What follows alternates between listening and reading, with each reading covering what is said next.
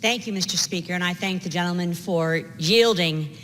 If we indeed defeat the previous question, we will allow consideration of H.R. 962, the Born Alive Abortion Survivors Protection Act. I introduced this legislation because the Constitution clearly states that all persons born in this country are entitled to life, liberty, and equal protection under the law. The Constitution does not put age limits on those who are entitled to life.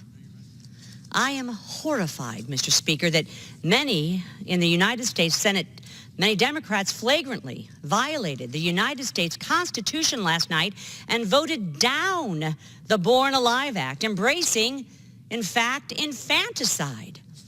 Pro-abortion politicians used to say life begins at birth.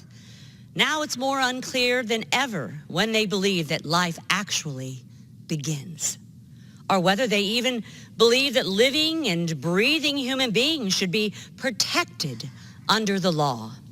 But I would like to commend 3 Democrats, in fact, Senators Bob Casey, Joe Manchin, and Doug Jones, who defended the basic rights of newborn children and voted for my legislation last evening in the United States Senate. I introduced this legislation because it is just common sense. I am shocked that there are prominent American legislators who believe in denying babies life-saving medical care when they are born. As a mother, a grandmother, a legislator, and an advocate who came to Congress to serve as a voice for the voiceless, I believe that life begins at conception, and that it is wrong to kill a child no matter how many weeks old he or she may be. But I am grieved to find that I now must defend something that I never thought we would have to fight for: life-saving care for babies born alive. In response to radical legislators who are promoting not just late-term abortions, but infanticide, it is essential that we come together to protect children. So today I am here to ask, no, Mr. Speaker, I am here to implore my colleagues to right the wrong that the Senate has committed and defeat the previous question, and at least allow the debate to support H.R. 962, the Born Alive Act, here in the People's House. Mr. Speaker, this should not be a partisan issue.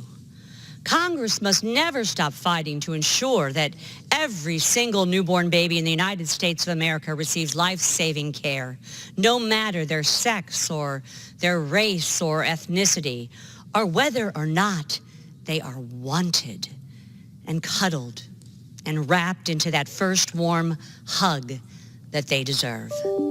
The Born Alive Act is the simplest vote any of us can take. Do you support babies receiving life-saving care after they are born? Or would you deny these innocent children that care and allow them to be left to die and discarded?